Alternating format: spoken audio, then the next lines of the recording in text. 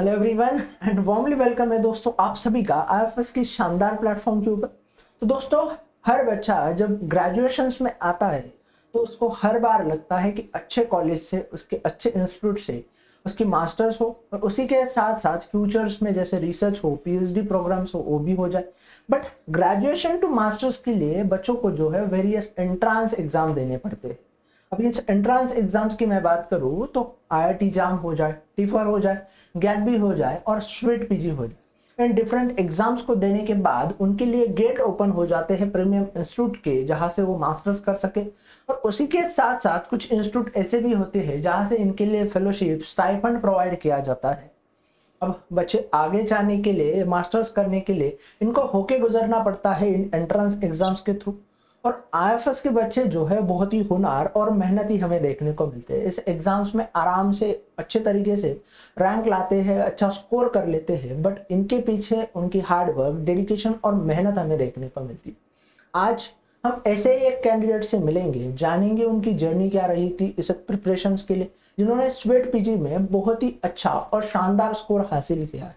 तो यकीनन उनकी प्रिपरेशन लेवल से या प्रिपरेशन से जो है, जो भी नए एस्पिरेंट्स है उनको बहुत हेल्प होगी, समझ में आएगा और नए एस्पेक्ट और अप्रोचेस पता चलेगी।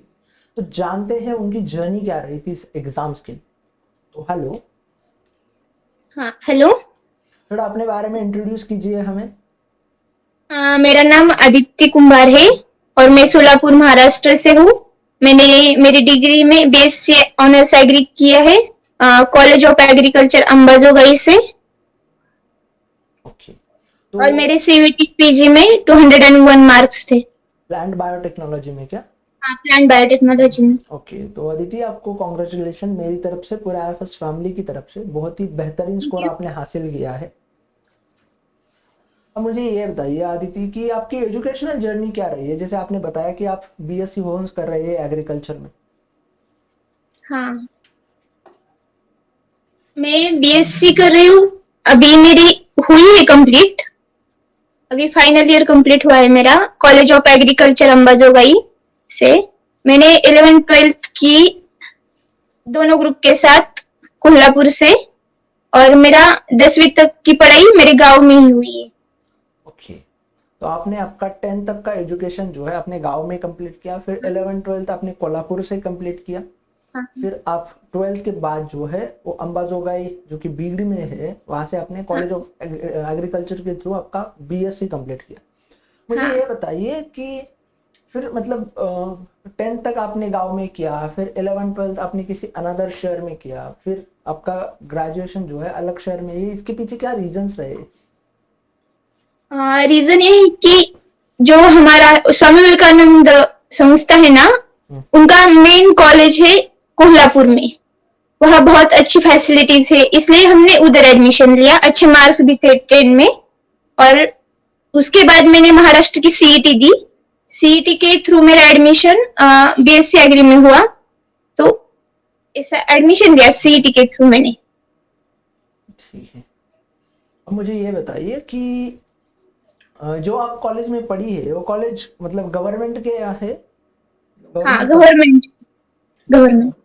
अब मुझे ये बताइए कि अब गवर्नमेंट कॉलेज में आपका एडमिशन हो चुका था, ये तो पहले ही बच्चों का ख्वाब होता है कि 12th के बाद एक अच्छे गवर्नमेंट कॉलेज से उनका डिग्री कंप्लीट हो। आपका तो खैर हो रहा था। तो फिर आपका स्वेट पीजी का ख्याल कैसे आया और किस तरीके से आपने प्रिपरेशन शुरू किया इसके लिए? मैंने देखा था एग्रीकल्चर के फील्ड में मास्टर्स के लिए सीवीटी, महाराष्ट्र सीईटी ये रहती है। मैंने सोचा देखो ट्राई करते हैं, हमारे प्रिपरेशन किधर तक है, देखते हैं हमारा लेवल किधर तक है पढ़ाई का। इसलिए मैंने देने का ट्राई किया।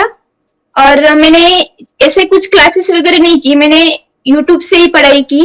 आईएफएस इंस्टीट्यूट के जो 500 क्वेश्चन के जो सीरीज थे एग्जाम से पहले, वो मैंने पूरी तरह से अटेंड की। मैंने उन टीचर्स का नाम तो मेरे को याद नहीं है, लेकिन जो उनको जो पूरे लेक्चर आते थे ना सीबीटी के पीजे के पहले 10-12 दिन पहले, तो मैं वो लेक्चर करती थी और पूरा यूट्यूब से ही पढ़ाई की। और हमें बीएससी ऑनर्स एग्री में माइक्रो प्रोपगेशन का एक सब्जेक्ट था, उसका भी बहुत हेल्प हुई मेरे इस प्रिपरेशन में मेरे को। ओके ओके, तो आपको इस प्रिपरेशन में जो है बहुत हेल्प हुई वहां से।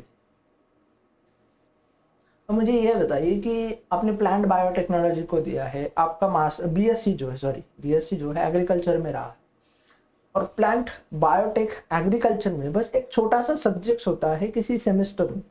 तो फिर आपको वहां से कैसे ख्याल आया कि पूरा स्वीट पीजी के लिए प्लांट बायोटेक के लिए प्रिपेयर करना चाहिए?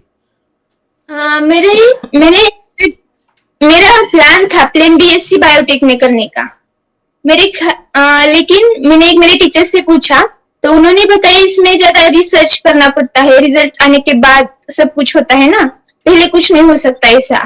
तो मैंने प्लान चेंज किया और मेरे सीईटी में बहुत अच्छे मार्क्स थे ना, तो मैंने बीएससी एग्री के लिए चुना।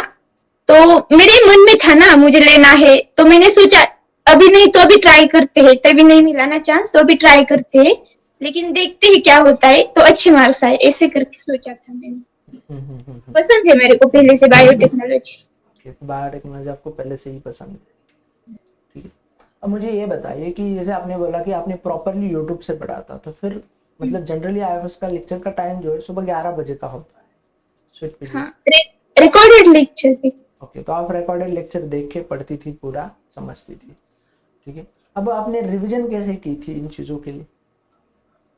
रिवीजन मतलब जब आपके लेक्चर चलते थे ना, तो मैं हैंड रिटन नोट्स बनाती थी। तब आपने एक क्वेश्चन दिया, उस क्वेश्चन का पूरा एनालिसिस करने का, उसके 4 ऑप्शन होते थे ना, तो उस ऑप्शन का भी एनालिसिस करने का, फिर बाद में उस पे उसके ऊपर कॉन्सेप्ट, पूरा कॉन्सेप्ट समझ के हैंड रिटन नोट्स और रिवीजन बार बार उस हैंड रिटन नोट्स की करने का। बहुत सही। अब मुझे ये बताइए कि आगे का क्या प्लान है, अब आपका क्या सोच रहे हो आगे के? मैं तो अभी पीजी के लिए सीईटी दूंगी महाराष्ट्र स्टेट की, उसके बाद उसमें अच्छे मार्क्स हुए तो पीजी करूंगी, नहीं तो फुल टाइम स्टेट जो एग्जाम में कॉम्पिटिटिव एग्जामिनेशन होते हैं ना, उसके लिए फुल टाइम प्रिपरेशन करूंगी। ओके, बहुत सही। एंड जो भी नए दोस्त है, जो भी नए एस्पिरेंट्स है, उनके लिए क्या कहना चाहोगी? कुछ नहीं, अपना ड्रीम पे फोकस करो अच्छे से। कई आप क्लासेस लगाओ या न लगाओ, यूट्यूब पर भी बहुत अच्छे लेक्चर अवेलेबल है, जैसे आईएफएस इंस्टीट्यूट के। मैंने बिना कोचिंग के इतने अच्छे मार्क्स आए मेरे, मैं कर सकती हूँ भी, आप लोग भी कर सकते हो, इतना कोई नहीं है। Thank you so much for sharing your experience and your journey with us. Thank you once again. Thank you.